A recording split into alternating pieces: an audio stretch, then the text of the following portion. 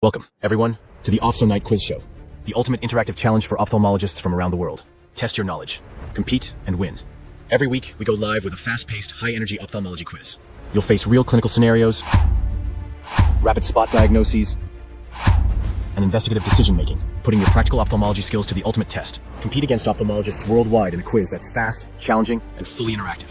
Here's how it works. Answer in the comments using only the number 1, 2, 3, or 4. Only one answer per question counts. Multiple submissions will be disqualified. Answer quickly. Don't wait for the full question to be read. The winner is the one with the most correct and fastest answers. Over the past weeks, hundreds of outstanding ophthalmologists have joined our quiz.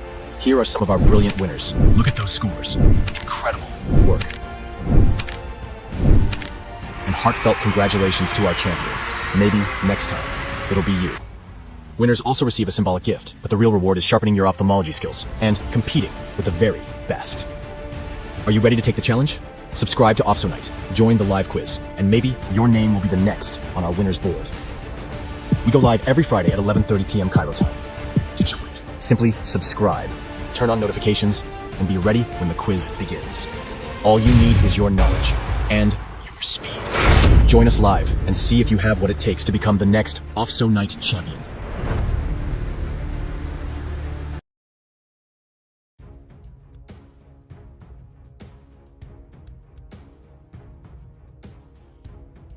Welcome, everyone, to our live trivia show, where your knowledge meets a challenge. Today's topic is ophthalmology, the fascinating field that keeps our vision sharp and our eyes healthy. We'll explore everything from corneal diseases to ocular oncology, with a few surprises along the way. You'll face 25 multiple-choice questions. Each has 4 answer options, only one is correct. The faster you answer, the more points you score. To play, simply comment the number of the correct option or type the full answer. Get ready to blink less and think more. Remember, 25 questions, 4 choices, speed counts, and comment to answer. Let's go!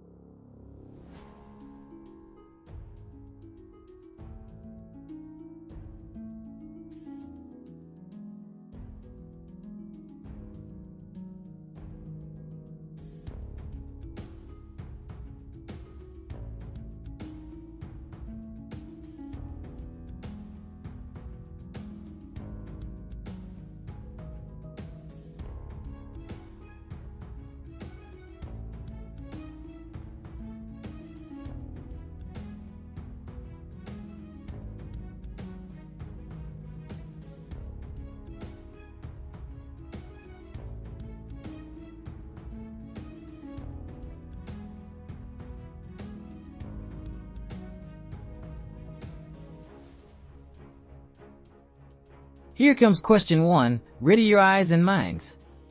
Which blood test is most helpful in evaluating Schneider's crystalline corneal dystrophy? 1. Uric acid. 2. Immunoglobulins. 3. Cholesterol. 4. Calcium. Comment the number or type the full answer to play. This rare dystrophy involves crystal deposits. Fascinating, right? Keep those answers coming.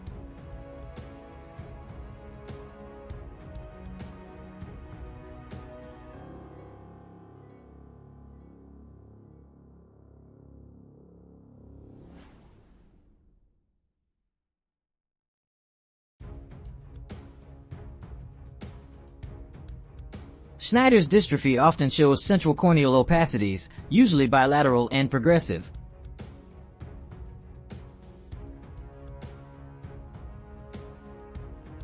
Correct answer, cholesterol. Great job, everyone. 24 got it right. Impressive accuracy. Shout out, Ahmed, Saif, Mohammed.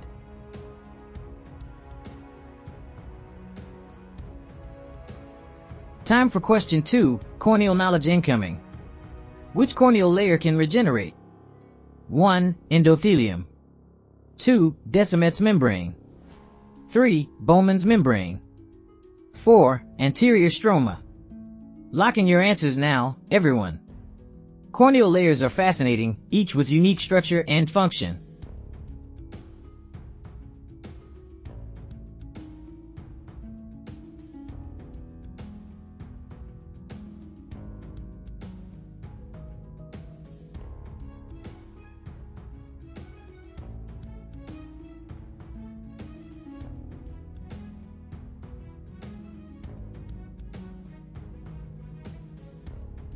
Descemet's membrane thickens with age, part of normal corneal development and repair.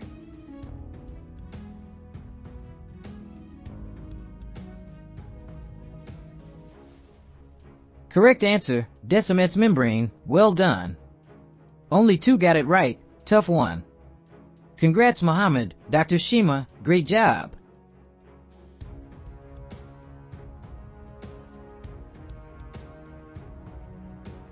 Question 3 coming in. Let's test your treatment knowledge. Which medication treats microsporidial keratoconjunctivitis? 1. Paromomycin. 2. Galidin. 3. Fumagillin. 4. Chloramphenicol. Make your picks now, everyone. Tiny organisms, big trouble. Choose wisely for ocular health.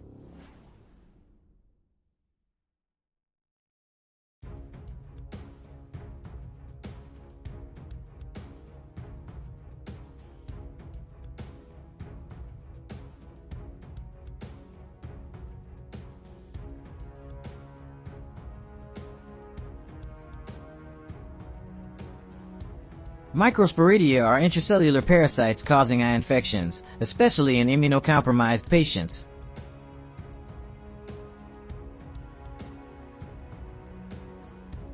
Correct answer, Fumagillin. Excellent clinical knowledge shown. 33 of 39 players answered correctly. Shout out Omnia, Saif, Ahmed, Iman.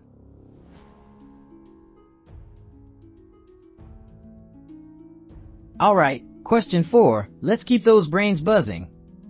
Goblet cells are most abundant where? 1. Plica. 2. Limbus. 3. Fornix. 4. Bulbar conjunctiva. Submit your answers now, eye experts. Mucus matters. These cells keep your eyes comfortably moist.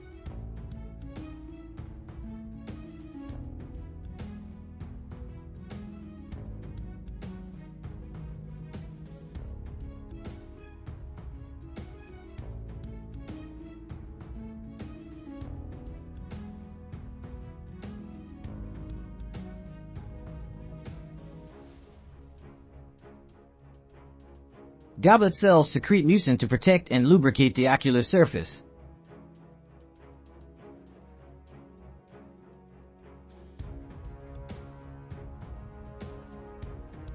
Correct answer, Fornix. Nice anatomical knowledge there. 24 of 41 players answered correctly.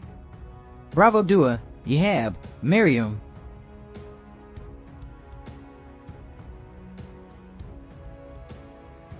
Question 5 coming in, let's test your ocular pathology prowess. Which eye finding appears in graft versus host disease?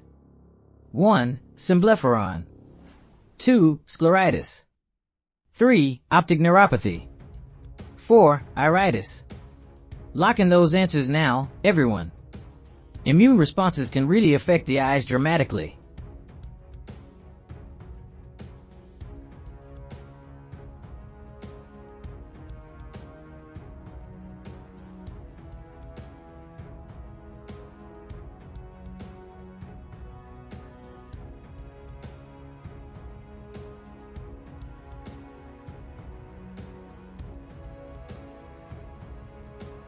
Goblet cell loss is common in graft versus host ocular disease cases.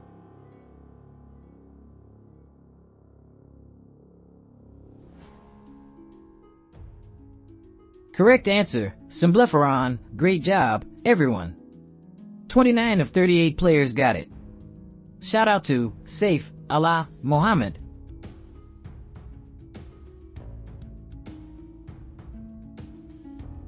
Time for question 6. Get ready, eye experts. The most common cause of posterior uveitis is 1. Toxoplasmosis. 2. Syphilis. 3. Sarcoidosis. 4. CMV. Submit your answers now. Think infectious, think inflammatory.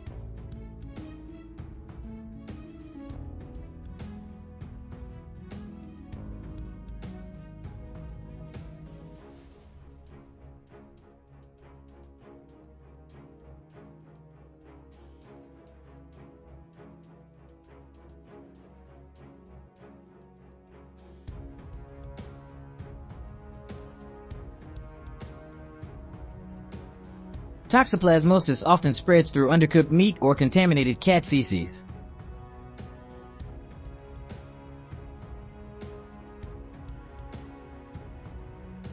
Correct answer, toxoplasmosis. Well done, everyone. 31 of 41 players answered correctly. Shout out, Saif, Ihab, Marwa, Mohammed. Here comes question 7, neurology meets ophthalmology. Which sign of pars planitis links to multiple sclerosis? 1. Subretinal neovascularization. 2. Snowbank. 3. Paraphlebitis. 4. CME. Locking your answers, think inflammation, think demyelination.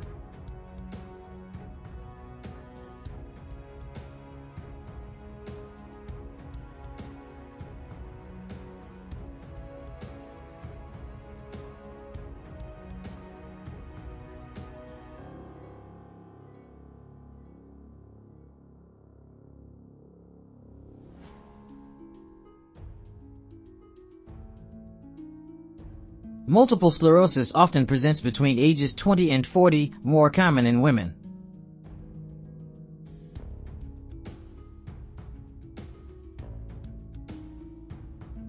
Correct answer, paraphlebitis. Great clinical insight. 7 of 43 players answered correctly. Kudos Saif, Ahmed, Mukhtar, yo.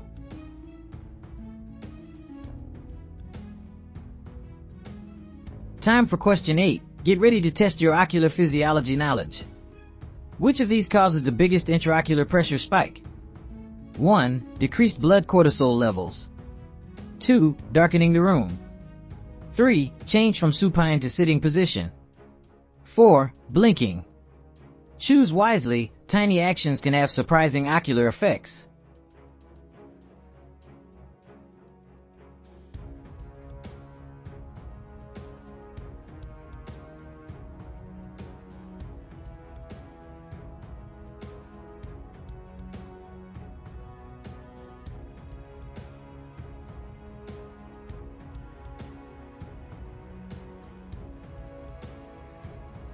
Blinking briefly increases intraocular pressure. Your eyes work harder than you think.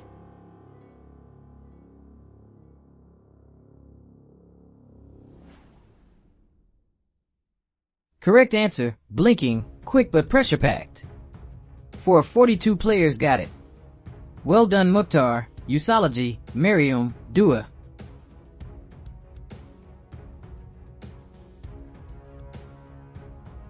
Question 9 coming in, let's focus on clinical technique and precision. Where should the patient look during Zeiss gonioscopy? 1. Up. 2. Toward the mirror. 3. Down. 4. Away from the mirror.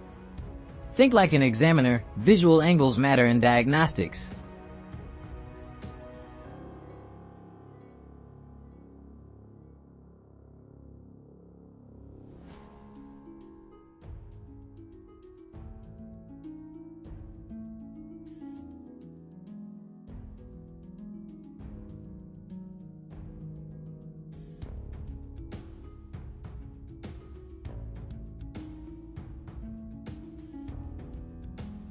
Zeiss gonioscopy helps visualize the eye's drainage angle, crucial in glaucoma diagnosis.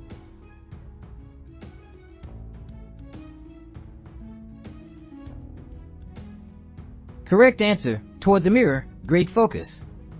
33 of 43 players answered correctly. Marwa, safe, Usology, Dua, impressive.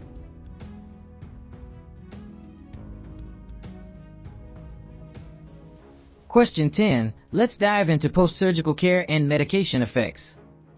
Which tissue's toxicity stops 5 Fu injections? 1. Sclera. 2. Lens. 3. Cornea. 4. Conjunctiva. Think carefully, ocular tissues react differently to repeated treatments.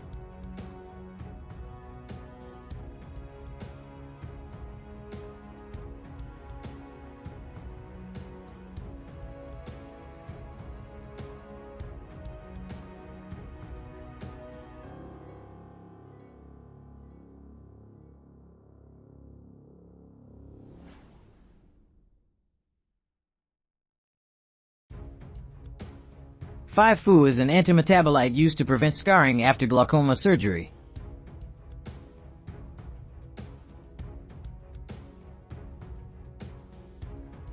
Correct answer, cornea, sensitive tissue, important detail. Only 1 of 41 answered correctly. Well done, Sarah Samir, sharp thinking.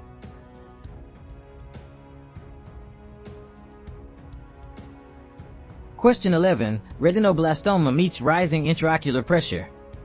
What's the cause? 1. Uveitic. 2. Tumor cell. 3. Primary angle closure. 4. Neovascular. Eye tumors can trigger surprising complications. Choose your answer carefully now.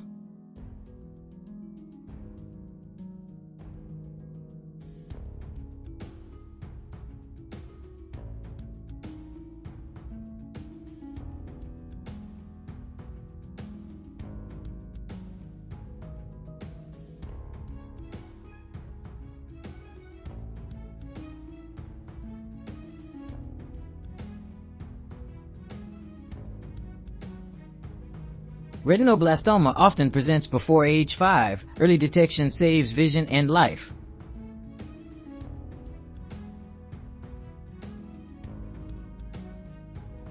Correct answer, neovascular. Great clinical reasoning, everyone. 22 of 42 players answered correctly. Shout out, Ihab, Dua, Ahmed. Question 12, glaucoma's first color casualty is which visual axis? 1. Yellow-green. 2. Red-green. 3. Red-blue.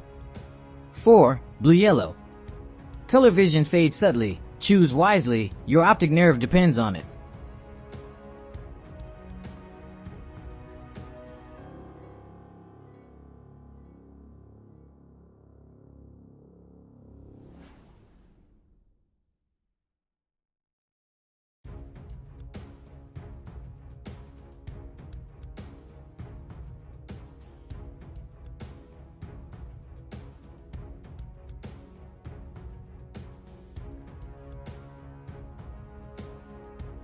Glaucoma often affects peripheral vision before central vision is impacted.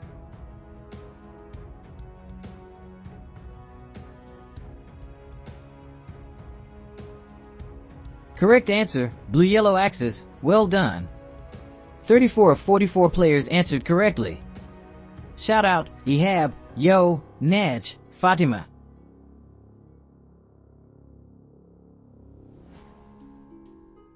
Question 13, neurology fans, this one's for you. Where's the lesion causing Horner's and CN4 palsy? 1. Pons. 2. Orbit. 3. Midbrain. 4. Cavernous sinus. Think brainstem or beyond. Trust your neuroanatomy instincts now.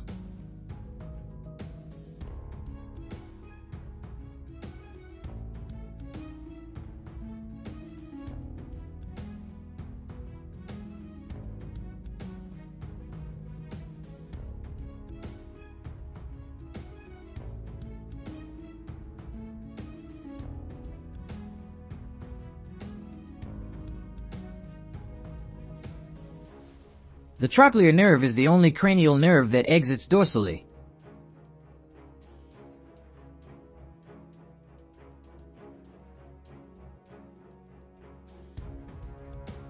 Correct answer, midbrain, great neuroanatomy knowledge. 25 of 41 players answered correctly. Shout out, yo, Fatima, Miriam, impressive. Question 14, let's test your optic nerve knowledge. Optociliary shunt vessels may occur in all except 1. Meningioma. 2. Ischemic optic neuropathy. 3. Chronic glaucoma. 4. CVO. Think pathology patterns, some vessels signal pressure, others don't. Choose wisely.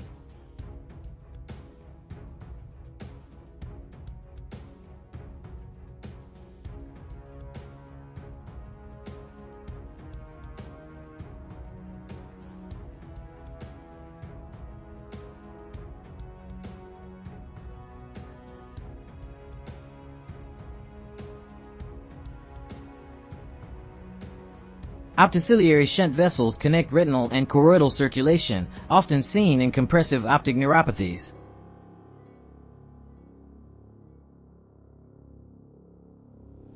Correct answer, ischemic optic neuropathy, well done. 22 of 44 players answered correctly. Kudos, Sarah, Iman, Mohammed, great job.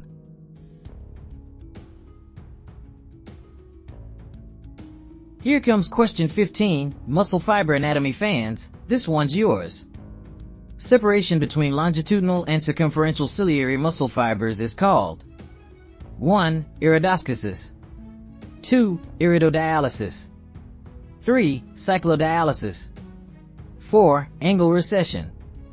Think trauma, structure, and ocular layers, locking your answers now.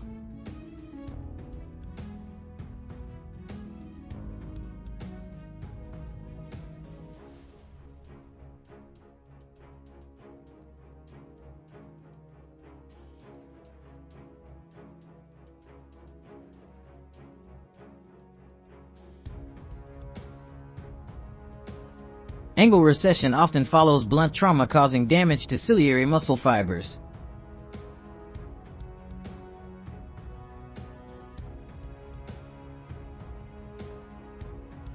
Correct answer, angle recession, great work. 12 of 42 players answered correctly. Shout out, Ahmed, Ihab, Mukhtar, Fatma, impressive.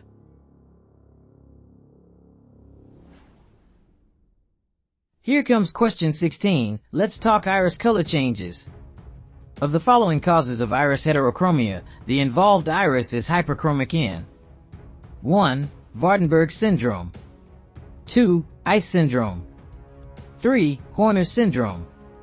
4. Fuchs heterochromic iridocyclitis. Focus on pigmentation patterns, submit your answers now, ophthalmology detectives.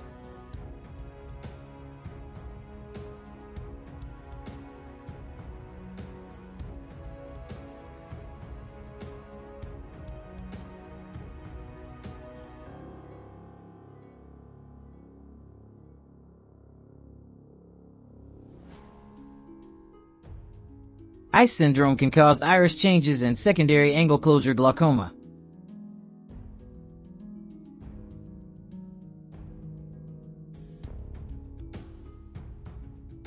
Correct answer, ice syndrome, well done. 3 of 41 players answered correctly. Amnia, Mahmood, Mukhtar, great job.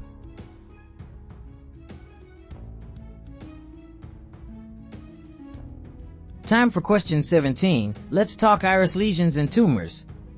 Which of the following iris lesions is a true tumor? 1. Juvenile xanthogranuloma. 2. Lish nodule. 3. Kumpman-Wolfian body. 4. Cope nodule. Think carefully, only one is a true neoplasm. Lock in answers now.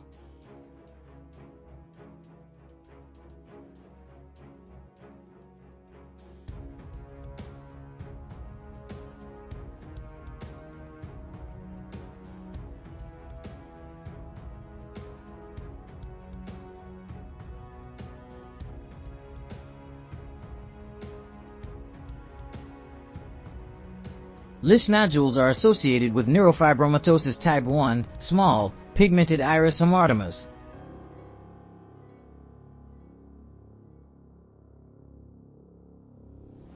Correct answer, Lish nodule, well done.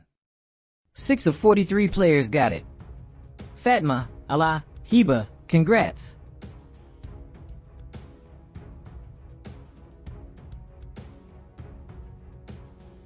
Question 18. Let's dive into cataract surgery complications. What's the most likely cause during surgery in pseudoexfoliation syndrome? 1. Weak zonules. 2. Thin posterior capsule. 3. Small pupil. 4. Shallow anterior chamber. Think like a surgeon, choose wisely, and lock in your answers now.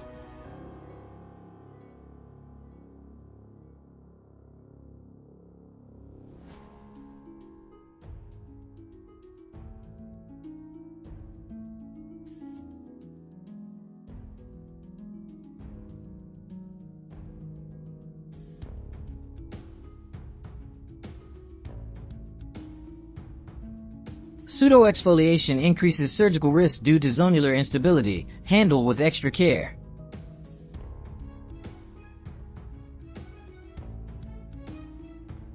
Correct answer, weak zonules, great job. 38 of 46 players answered correctly. Mukhtar, Mohammed, Habib, well played.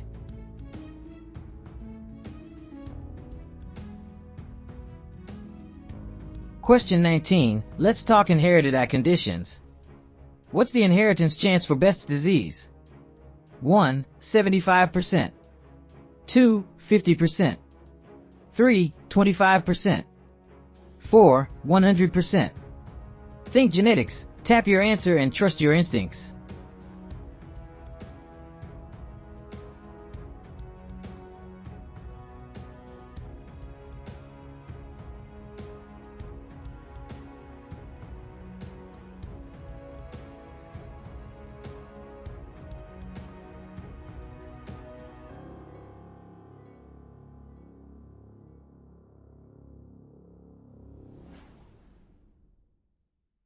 Best's disease is autosomal dominant, only one copy needed to inherit.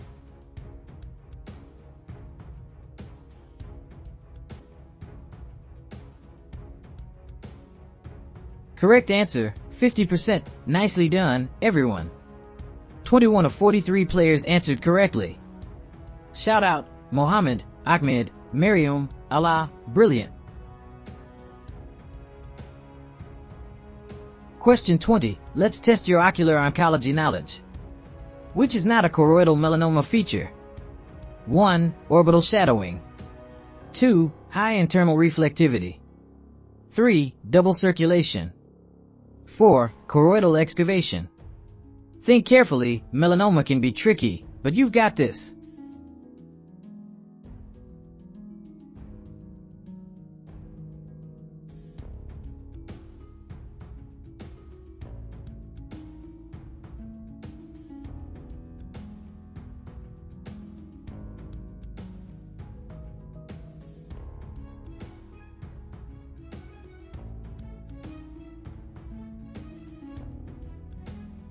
Choroidal melanoma often shows orange pigment and subretinal fluid on imaging.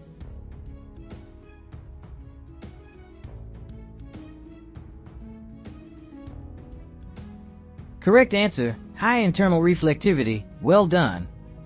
31 of 42 players answered correctly. Hiba, Amnia, Safe, Mariam, great job.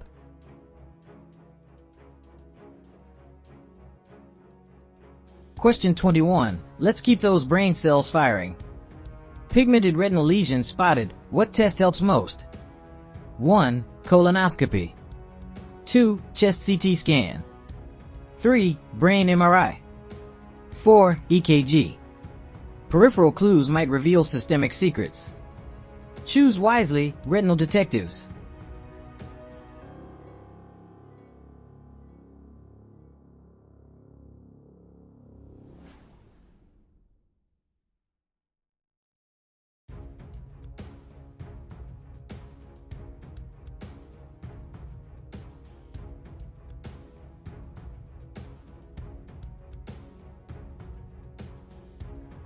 Pigmented retinal lesions may suggest systemic syndromes like familial polyposis.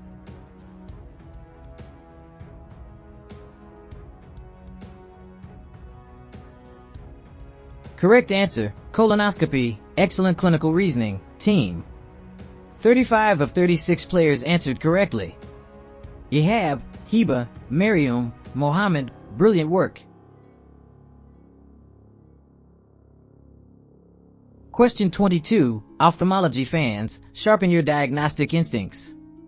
Reduced IOP would be most unexpected in 1. Serous retinal detachment. 2. Rhegmatogenous retinal detachment.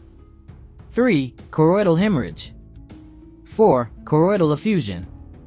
Pressure clues matter. Choose carefully, future eye specialists.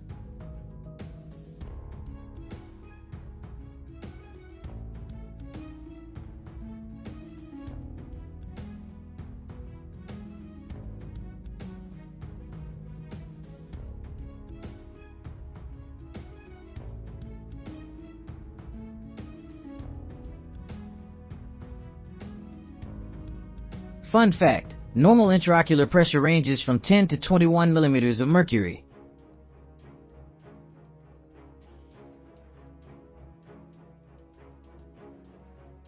Correct answer, choroidal hemorrhage. Well done, everyone. 19 of 40 players answered correctly. Heba, Mukhtar, Naj, Usology, great job. Question 23. Let's dive into neuro-ophthalmology brilliance. The etiology of vitreous hemorrhage in Terson's syndrome is 1. Neovascularization. 2. Intracranial hypertension. 3. Hypercoagulability. 4. Embolus. Think brain-eye connection, locking your answers now.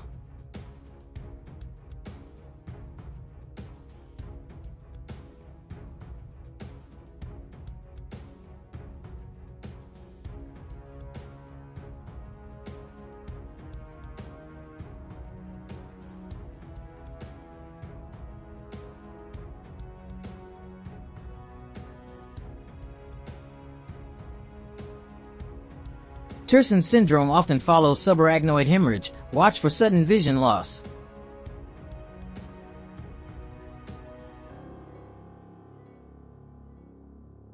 Correct answer, intracranial hypertension. Great job. 37 of 42 players answered correctly. Ahmed, Ihab, Dua, Fatima, well done.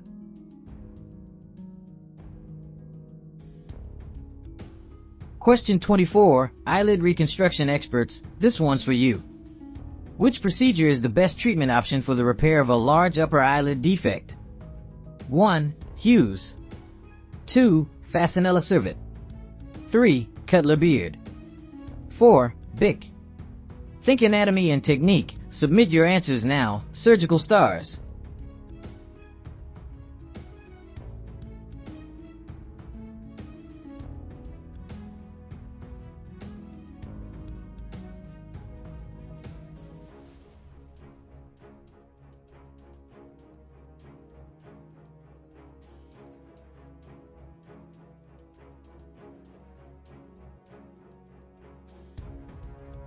The Cutler beard flap bridges large upper eyelid defects using lower lid tissue.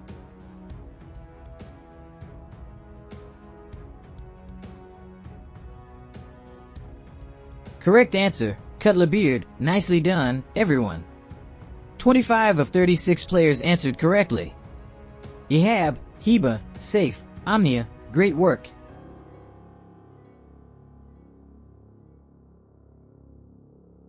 Final question, let's finish strong, eye experts.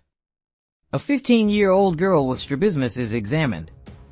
Her distance deviation is 10 delta, near deviation is 35 delta at 20 centimeters, and interpupillary distance is 60 millimeters.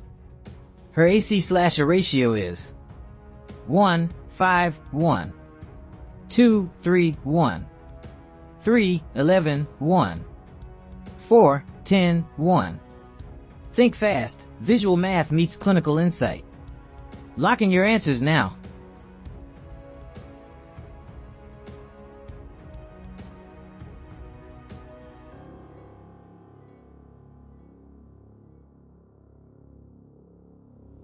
AC/A ratio helps differentiate types of accommodative esotropia in strabismus cases.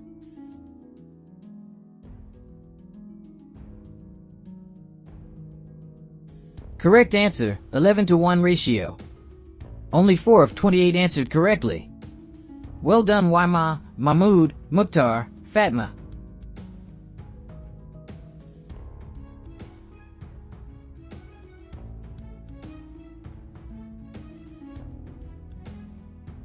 Mukhtar Muhammad wins with 22 correct answers. Congratulations. Great job to all top scorers.